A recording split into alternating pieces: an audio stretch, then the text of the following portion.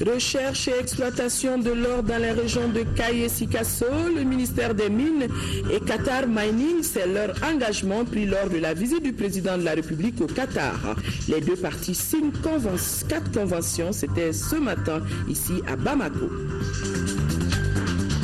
Talent musical Alpha Djombana du village de Djema à Nain 1. Sa maîtrise de la flûte le met au devant de toutes les cérémonies de réjouissance des villages environnants de Djema. Il est polygame avec 4 épouses et 12 enfants et il vit les retombées de la flûte.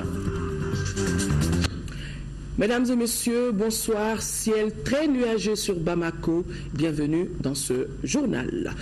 Le président de la République, Ibrahim Boubacar Keïta, est attendu dans la région de Sikasso à partir de demain, jeudi 20 août. Le président de la République procédera à l'inauguration de certaines infrastructures socio-économiques et posera la première pierre d'autres. Il rencontrera également les populations pour échanger avec elles. À cette occasion, le gouverneur, l'ensemble des autorités politiques et notabilités de la région veulent un accueil des plus populaires et à cet effet, voici l'appel du gouverneur de la région de Sikasso, Mahamadou Djabi. Il est au micro de Sekou Konaté. Ce n'est pas tous les jours que nous avons un président de la République dans nos murs. La seule récompense que nous pouvons lui faire, c'est de bien l'accueillir. Donc de Famana à l'entrée de Bougouni jusqu'à Kouri, à Yorosso Maou, nous demandons à la population de réserver un accueil très chaleureux à leur président de la République. Et je crois que c'est la grande mobilisation des journées d'accueil d'un président de la République.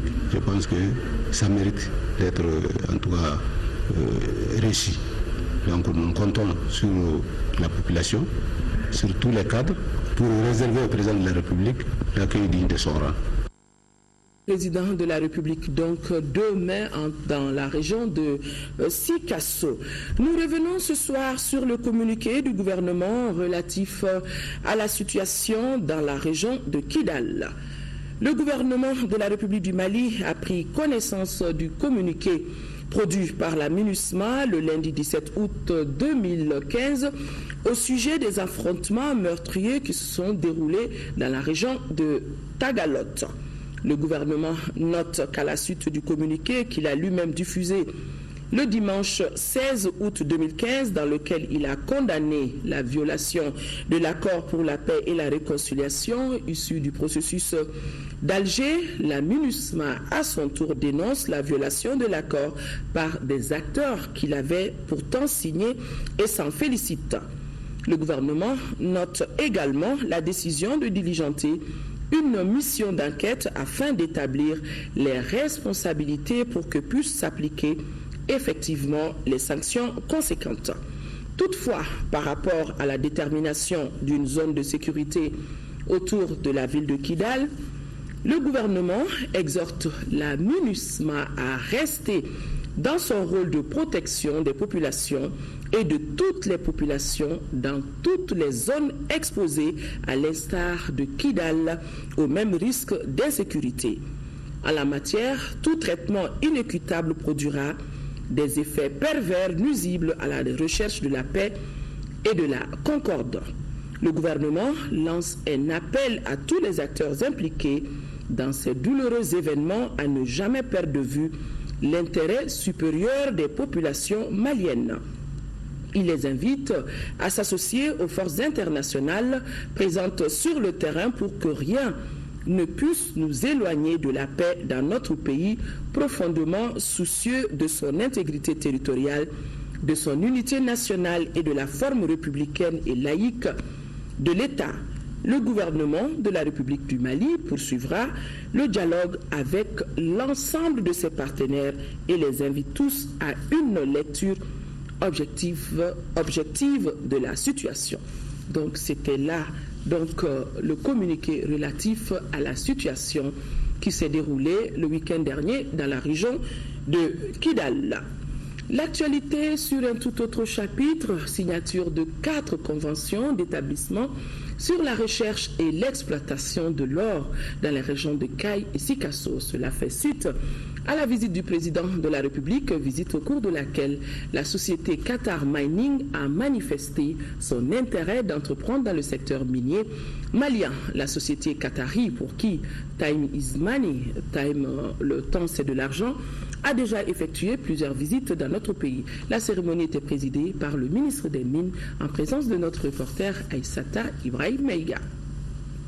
Ces 4 conventions d'établissement signées entre le Mali et Qatar Mining ont une durée de 30 ans. Elles se déroulent en 2 phases. Une première sur les travaux de recherche qui s'étend sur 7 ans et une seconde phase d'exploitation qui couvre le reste du temps du contrat. Une belle preuve de concrétisation des vœux du chef de l'État. Ce sont des signatures qui se situent dans le cadre de la visite présidentielle, visite d'amitié et de travail que le président de la République avait effectuée à Doha en janvier 2014 pour justement donner un nouveau souffle à la coopération bilatérale entre l'État du Qatar et la République du Mali.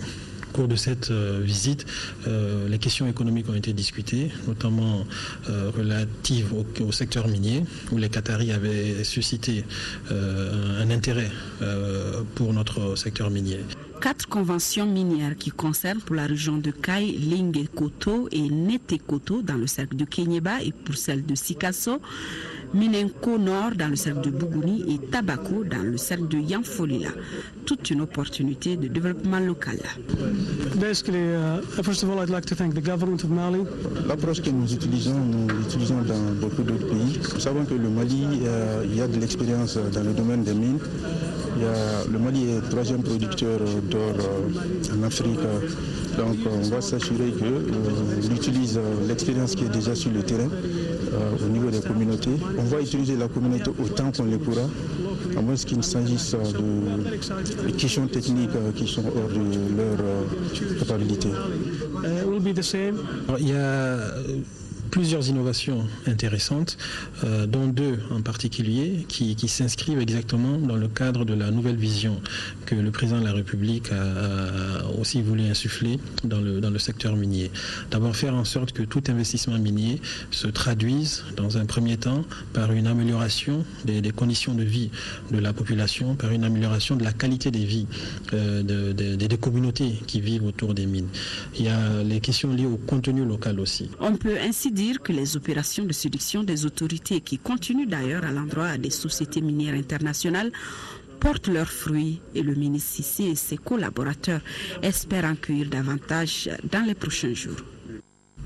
Inspirer l'humanité, c'est le thème retenu par les Nations Unies cette année pour la célébration de la Journée mondiale de l'aide humanitaire, célébrée tous les ans le 19 août de l'année. 3000 travailleurs humanitaires sont tués, blessés ou encore enlevés dans le monde, dont plus de 380 dans les pays de l'Afrique de l'Ouest et du Centre. Ce matin, la salle de cinéma à Babemba, ici à Bamako, a servi de cadre à cette cérémonie de célébration, suivie par Daouda Sidiki Diarra.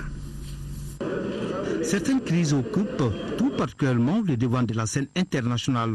D'année en année, le nombre de personnes touchées par les conflits, les catastrophes naturelles et les épidémies ne cesse d'augmenter dans certains pays. Pour célébrer l'esprit qui guide l'action humanitaire et rendre hommage aux travailleurs humanitaires qui ont payé de leur vie en aidant les autres, les Nations Unies placent l'édition 2015 sous le thème « Inspirer l'humanité ». L'humanité, c'est ce qui nous regroupe en tant qu'espèce humaine, mais c'est aussi ce qui nous fait agir en tant qu'être pensant, être sociable et être capable de solidarité.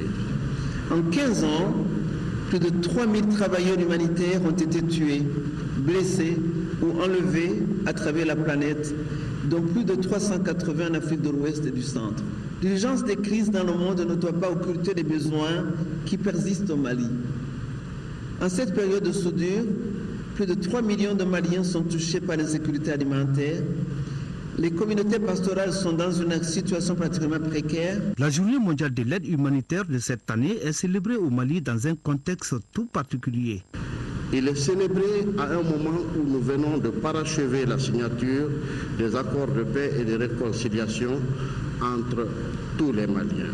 La conséquence d'avoir signé, c'est de respecter les clauses de la signature, c'est de faire que ceux au nom desquels on a signé commencent à vivre les dividendes de la paix et commencent à se dire l'action humanitaire dans sa réponse urgente en termes de riposte à la crise humanitaire doit complètement démarrer une dynamique qui doit être du retour progressif à la normalité. La célébration de la Journée mondiale de l'aide humanitaire de cette année s'articule autour de deux activités principales, la conférence débat et l'exposition des stands. Adhésion effective des forces armées maliennes au régime d'assurance obligatoire maladie AMO. Un premier lot de plus de 6700 cartes d'assurés a été remis cet après-midi au ministre de la Défense et des anciens combattants. On fait le point avec Agali Ag Issa. Une meilleure protection sociale des militaires est ayant droit au cœur des préoccupations du gouvernement malien. La campagne de mobilisation et d'adhésion des forces armées maliennes à l'assurance maladie obligatoire AMO s'inscrit dans ce cadre. Cette mobilisation qui apporte déjà ses premiers fruits avec un premier lot des 6722 cartes d'assurés et ayant droit remis au ministre de la Défense et des anciens combattants par son collègue en charge de la solidarité. Cette campagne de mobilisation et d'adhésion ne s'est pas faite sans difficulté. On a rencontré ici et là quelques résistances. Aujourd'hui, grâce à l'abnégation et à la persévérance de l'équipe de cette sensibilisation et d'enrôlement, nous nous sentons soulagés. Les personnels des forces armées et de sécurité ont majoritairement adhéré à l'assurance maladie obligatoire. Il n'y a pas de grande nation sans une armée forte. Or, une armée forte, c'est avant tout des hommes et des femmes aptes et bien portants. Et c'est avec cet esprit de bâtir une armée forte que se poursuit cette campagne de sensibilisation sur l'adhésion au régime d'assurance maladie obligatoire des forces armées maliennes. Une campagne rendue possible grâce à une franche collaboration entre la Caisse nationale d'assurance maladie, CADAM, et l'état-major des forces armées de sécurité. Ce jour de mercredi 19 août 2015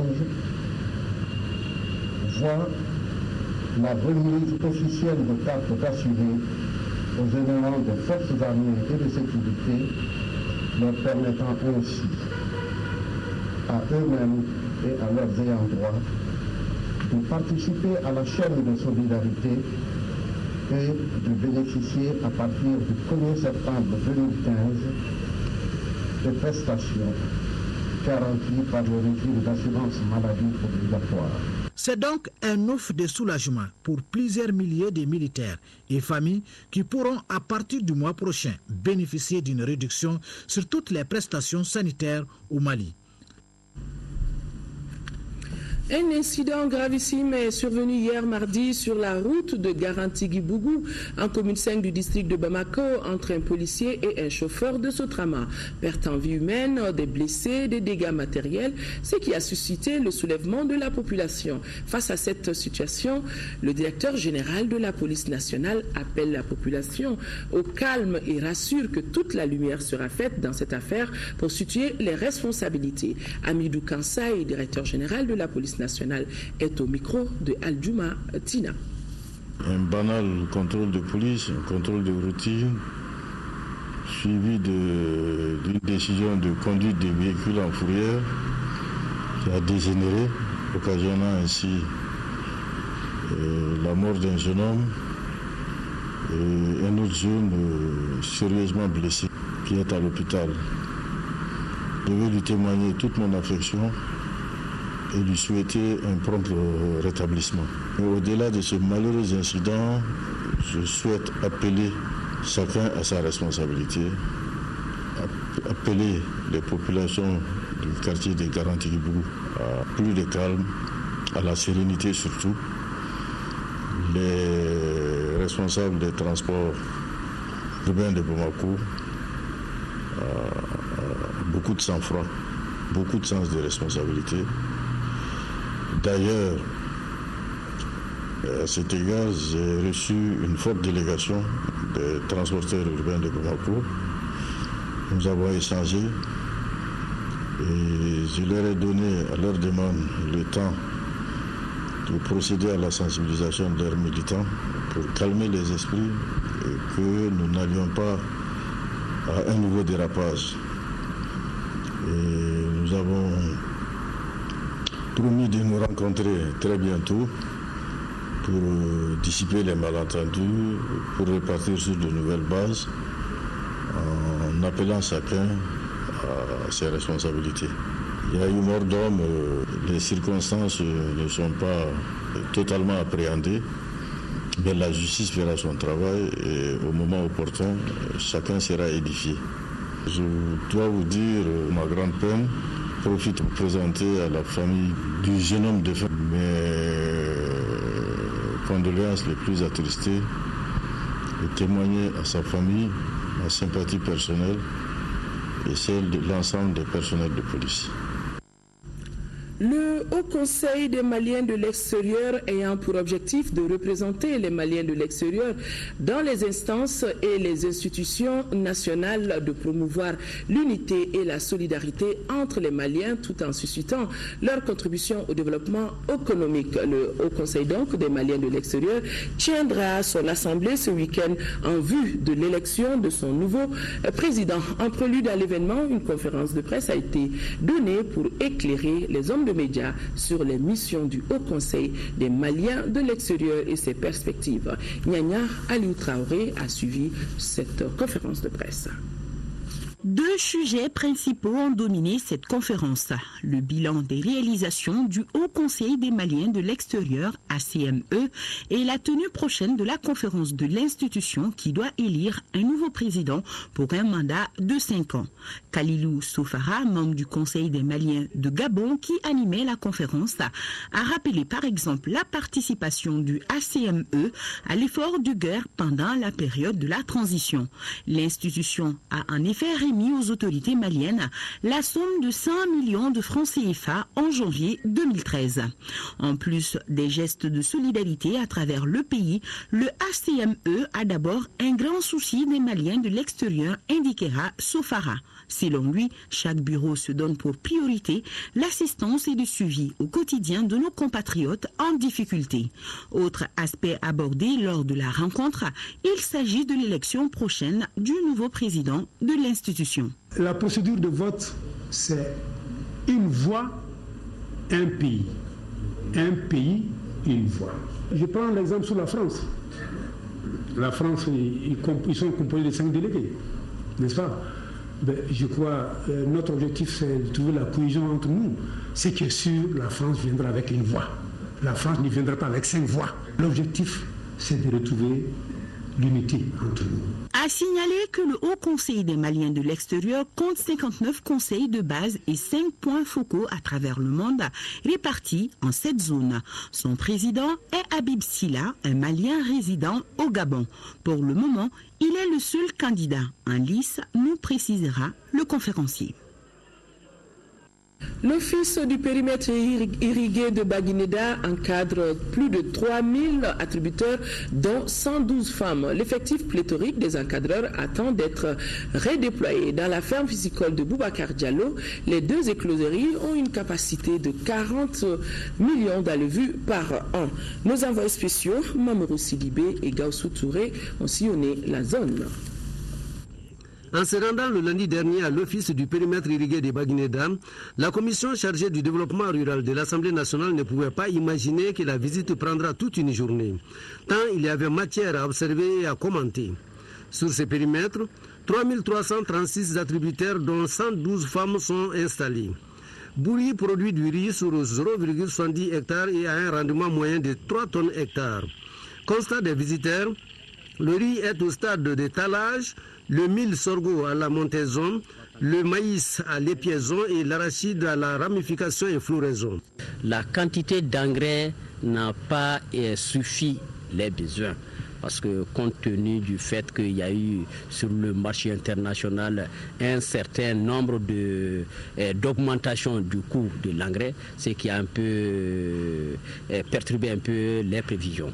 Donc au niveau de l'OPIB, cela s'est ressenti parce que les paysans souhaiteraient que 100% de leurs besoins soient subventionnés par l'État. Après le département, qu'on puisse bénéficier des financements pour que le périmètre de Baguinda, qui est un très vieux périmètre, puisse être toujours performant et puis contribuer considérablement à l'atteinte de la sécurité alimentaire au Mali. Ensuite, les visiteurs se sont rendus à la ferme piscicole de Boubacar Diallo. De la salle informatique à la salle de formation en passant par les étangs piscicoles hors sol et en terre battue, la satisfaction était grande. Toutes les couches peuvent être formées. Ceux qui sont scolarisés, déscolarisés, tout ça.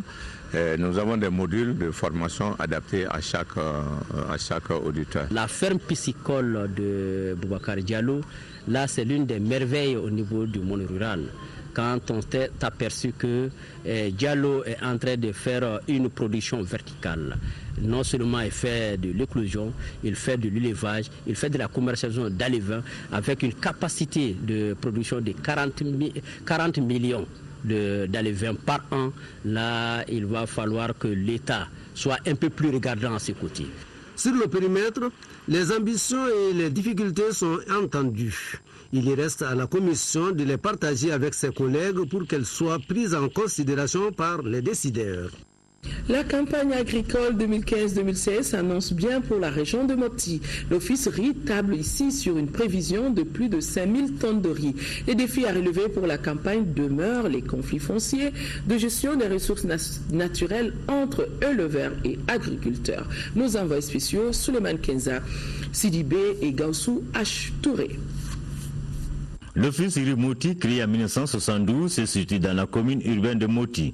Il a pour mission la promotion de la filière riz, c'est à travers des actions visant le développement rural intégré dans le secteur de Yuwaru, Djéné, Moti et Tenenkou. Il comporte 18 casiers et 34 petits périmètres villageois irrigués. La surface aménagée est de 10 000 hectares pour 980 exploitants. Pour la campagne agricole 2015-2016, la prévision est de 5148 tonnes de riz paddy. Les pluies se sont installées très tôt et actuellement par rapport aux objectifs pour les cultures sèches, nous sommes pratiquement à 100% pour le mil. Pour les cultures irriguées, le riz, nous sommes pratiquement à 76%. Mais les semis se poursuivent pour la submersion contrôlée.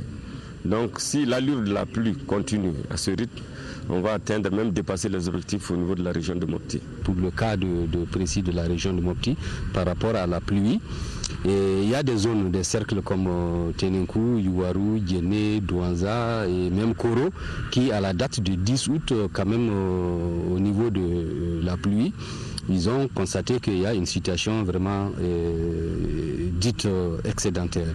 Mais par contre, le cercle de Bankas et de Bandiagara sont considérés comme normal par rapport à la distribution de l'engrais.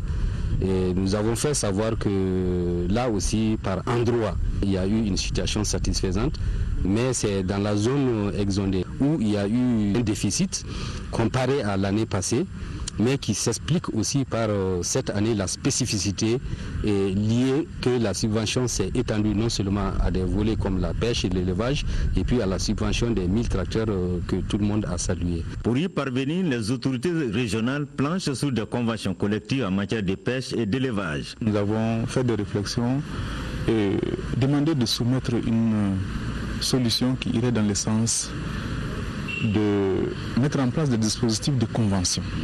En premier chef, les parties concernées elles-mêmes en conflit. C'est les exploitants, c'est les agriculteurs, c'est les éleveurs, c'est les pêcheurs eux-mêmes qui vont se retrouver autour de la table, qui se disent, bon voilà, tel problème est là, nous n'avons pas pu trouver de solution, qu'est-ce que nous allons faire? Sur la base donc de ces conventions, nous pouvons les faire homologuer par la justice. Ça aura donc force de loi et j'ai la certitude que cela permettra d'apaiser le front social. La visite s'est achevée par les installations de l'opération Pas de pêche de Moti, de l'usine pour la fabrication des glaces pour la conservation du poisson et le débarcadère. Suleiman Kenza Sidibé et Djelimaka Djabaté. Ces deux communiqués avant de poursuivre avec le cours de ce journal. Sous le haut patronage du Premier ministre chef du gouvernement, le ministère de l'économie numérique, de l'information et de la communication, en collaboration avec l'UFTI, unité de formation en télécommunications et informatique, et Africa EITS Consulting Agency, organise un colloque national demain, jeudi et vendredi 21 août au Centre international de conférence de Bamako sur la cybersécurité.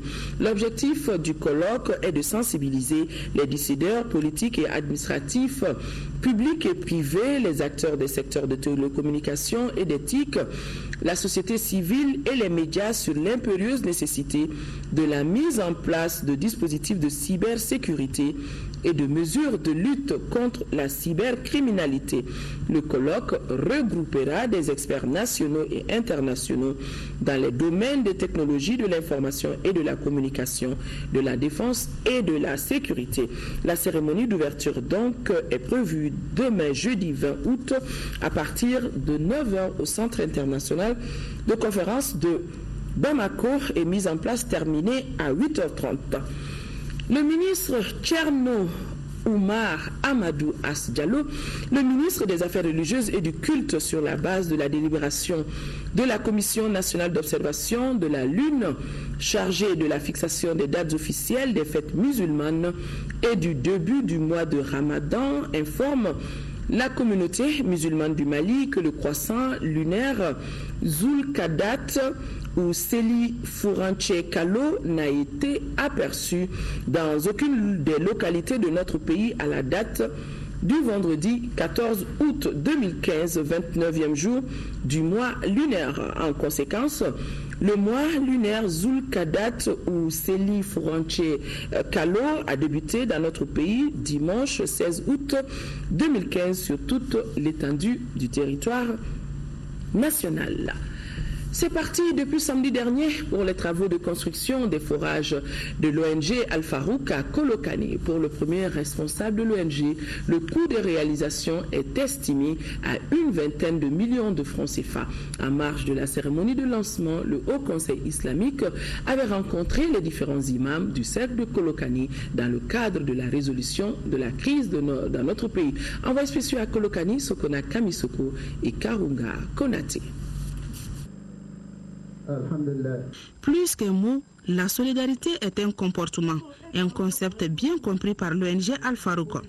Les responsables de cette ONG viennent de lancer les travaux de construction des forages dans la capitale du Bélédougou.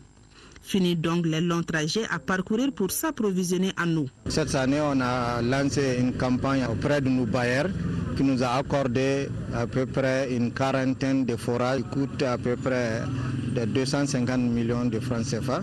Donc on a précisé 3 forages pour le Kolokani. L'initiative a été saluée et appréciée par les heureux bénéficiaires. On est très heureux aujourd'hui et puis très content avec ONG El Farouk, cette belle occasion pour faire des forages à Kolokani. Donc on peut dire que vraiment toute la communauté musulmane et d'une manière générale aussi, la population de Kolokani, tout le monde est content et très heureux. Auparavant, le Haut Conseil islamique avait rencontré les imams du cercle de Kolokani sur la situation actuelle du pays. Une rencontre jugée utile selon le premier responsable du département en charge des affaires religieuses et du culte. C'est un bel espoir que désormais la communauté musulmane, les leaders religieux s'approprieront le vrai message de l'islam et seront les premiers porte-parole de la haine et donc de l'amour. Et le second aspect, qui est aussi l'islam au service de l'homme. L'ONG Al-Farouk, Kontao, qui est très connu dans ces domaines humanitaires, alors vient d'offrir des fourrages à la communauté musulmane, à la communauté de Kolokani, parce que l'on soit musulman ou pas, on boira l'eau de ces fourrages. Alors donc, cela aussi, c'est cela qui est recommandé. Partagez ce que vous avez. Créé il y a de cela une vingtaine d'années, l'ONG Al-Farouk œuvre dans le domaine de la solidarité et de l'assistance des démunis. On l'aura vu sur ces images, c'est le ministre Thierno Amadou Oumar As Diallo qui a donc présidé cette cérémonie d'inauguration de forage. Près de 800 millions de francs CFA, c'est le total de 2 nouveaux projets lancés à Tombouctou par Plan Mali. Objectif, renforcer la résilience dans cette partie du Mali à travers des écoles et la prévention des catastrophes dans les communautés. Niafonke et Gourmararou, ce sont les 2 cercles couverts par le projet, dit Yeya Tandina. Améliorer l'accès des enfants aux services d'éducation et de protection, mais aussi la gestion des catastrophes, c'est tout le sens de ces 2 projets de Plan Mali dont la cérémonie de lancement a mobilisé les acteurs au développement. Pour un coût total de plus de 800 millions de francs CFA, les responsables de plan disent avoir répondu aux besoins des populations. Il s'agit de 2 projets. Un projet pour l'amélioration de la résilience dans la région de Tombouctou, précisément pour les cercles de Hararous et de Niafonke, avec le partenariat de nos amis de la Suède. Et un deuxième projet qui concerne les cercles de Hararous encore et de Gundam. Et ça concerne vraiment l'accès à l'éducation et aussi à la protection. Présentation et projection des 2 projets en cohérence avec les objectifs consignés dans les accords de paix de juin 2015. Ces projets soutiennent à suffisance le processus de réinsertion et de relèvement économique des populations rapatriées et retournées. Je donne l'assurance que la démocratie des autorités administratives et politiques de la région sont tout à fait acquises pour accompagner Plan Mali dans ses efforts d'appui au développement et à la promotion de nos communautés en général et celle des enfants en particulier dans notre région. On prépare les responsables des collectivités, autorités scolaires, politiques et administratives des cercles de la région de Tombouctou. L'hôpital Hangadumbo Moulay Touré de Gao fait peau neuve après sa reprise en main par l'État. Lentement mais sûrement, la direction générale et ses partenaires dans le CICR ont pu faire fonctionner un laboratoire, le bloc opératoire, la pharmacie, les services de radiologie, de l'ophtalmologie, entre autres, avec des spécialistes recrutés par l'État.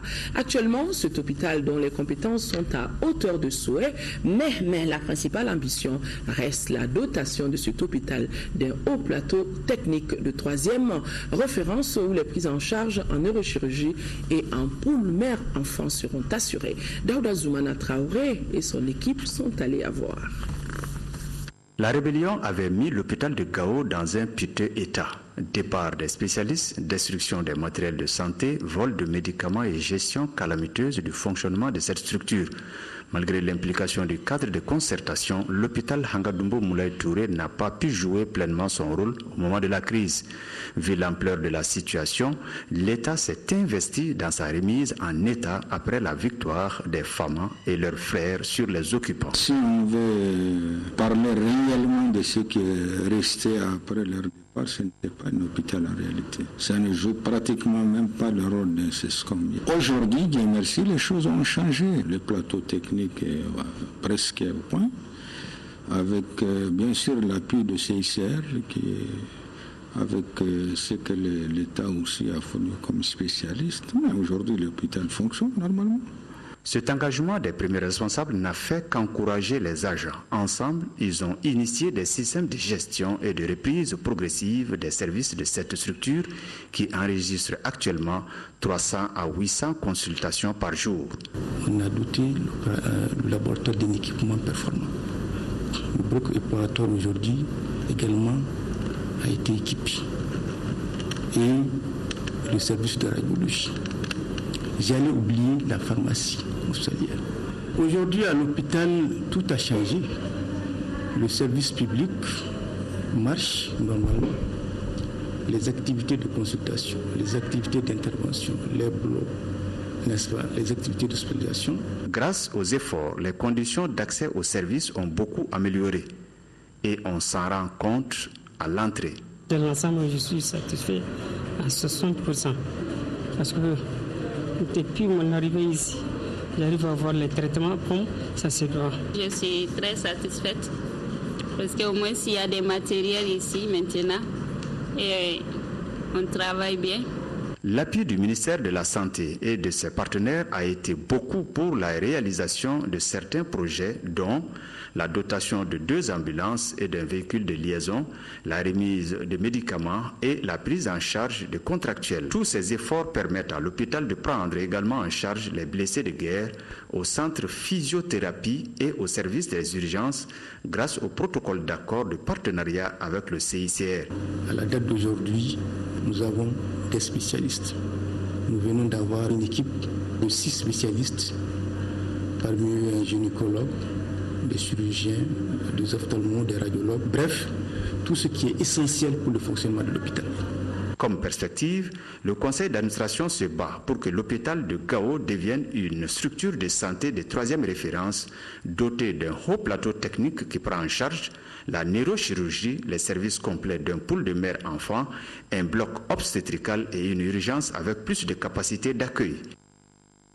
À Dioïla, dans le village de Séguéla, plusieurs fidèles musulmans ont pris part à une séance de prière collective. Et cette prière avait pour but d'invoquer Allah subhanahu wa ta'ala pour le retour de la paix et la stabilité dans notre pays. La cérémonie religieuse a été organisée par l'honorable Mamadou Djarasouba, élu à Dioïla. Bédi Kone, compte rendu.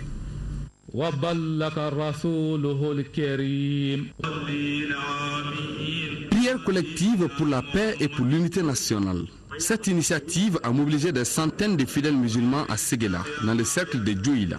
Cet exercice religieux traduit l'implication et le rôle de tout Malien dans la recherche de la consolidation de la paix. L'initiative est de Mamadou Djarasouba, député élu à Dioïla. Aujourd'hui, la stabilisation du pays n'a pas de prix. Aujourd'hui, on ne fait pas cette prière pour quelqu'un, on le fait pour le pays. Nous demandons aux fidèles musulmans la sérénité. Nous demandons aux fidèles musulmans d'être vigilants. C'est pourquoi nous amenons les uns et les autres à prier, nous amenons les autres à comprendre le sens de cette paix. Une occasion saisie par les autorités administratives de la localité d'inviter tous les fils du pays à l'union sacrée. Il ne le fait pas pour le cercle, mais c'est une partie de la politique nationale qu'il est en train d'accomplir. Et nous sommes là pour cela, la paix, la sécurité, l'entente au sein de ce pays. Donc pour que l'unanimité soit, il faut que chaque citoyen, chaque Malien fasse de cette politique sienne. À cette rencontre, les participants n'ont pas manqué d'exprimer leurs besoins, que sont l'école et les CSCOM à Séguéla pour le bien-être de la population. La paix, le retour de la paix, la réconciliation, l'Union des forces démocratiques, UFD, l'Alliance pour la République, APR, l'Association des fonctionnaires et diplomates à la retraite du ministère des Affaires étrangères et de la coopération internationale, l'Alliance des démocrates patriotes pour la sortie de crise, le Bureau politique national du Rassemblement pour le Mali, RPM, condamnent tous les malheureux événements de Kidal et la violation du cessez-le-feu. Ils invitent le gouvernement à poursuivre le dialogue et la concertation pour le respect des engagements pris par tous les signataires de l'accord de paix. Un dossier dans ce journal vous fera découvrir le talent d'un flûtiste hors pair. Il s'appelle Alpha Djombana. Ce sexagénaire est un passionné de la flûte. Il peut adapter sa mélodie à tous les rythmes, et chansons du terroir. Animateur de toutes les fêtes de réjouissance de son village, Alpha Djombana est père d'une douzaine d'enfants et il est l'époux de 4 épouses. En plus de métier de forgeron, Alpha Djombana vit bien de sa flûte. Nos envoyés spéciaux, Boubacar Sissoko et Al-Rahman Keita, l'ont rencontré dans son Djema natal.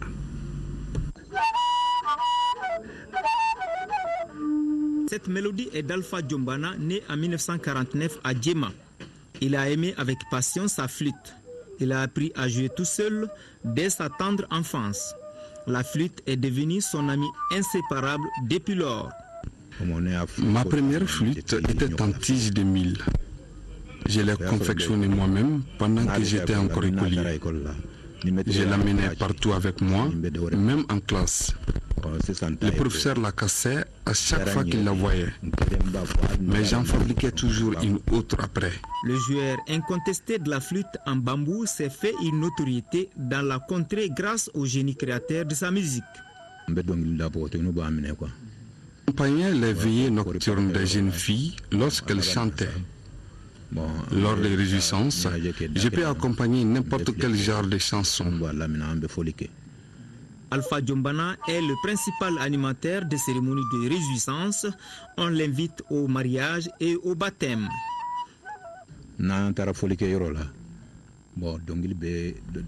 Quel que soit le passage, je peux adapter ma flûte à la cadence. Je peux jouer toutes sortes de chansons, même celles que je ne connais pas. Il a été vite repéré par les responsables de la jeunesse du cercle pour participer aux semaines de la jeunesse au niveau local et régional.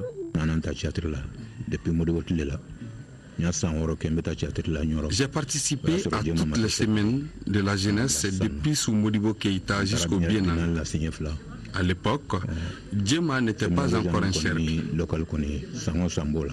Notre flûtiste hors pair a comme profession la forge.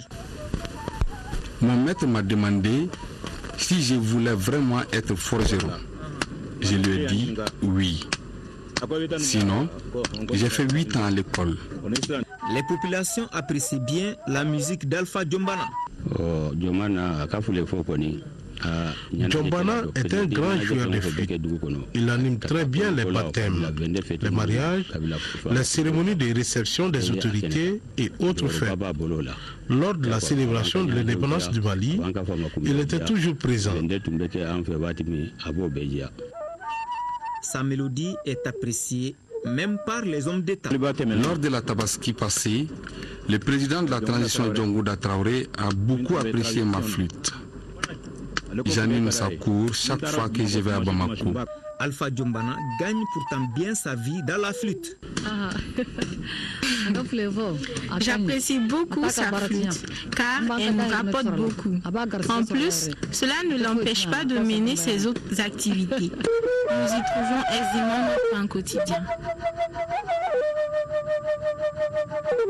Il est marié à 4 femmes et père d'une douzaine d'enfants. Des enfants qu'il initie bien au métier de forgeron pendant les 12 mois de l'année.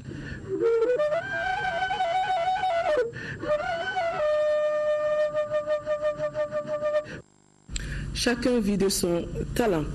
Page noire dans ce journal, Doudou Ndiaye Rose, le talentueux percussionniste sénégalais, s'est éteint aujourd'hui à Dakar au Sénégal à l'âge de 85 ans. Doudou Ndiaye Rose était à la tête d'une troupe de 50 tambouriniers. Le Sénégal lui doit la musique de son hymne national, l'africanisation du défilé des marionnettes lors de la fête d'indépendance. Beaucoup à dire sur Doudou Ndiaye Rose.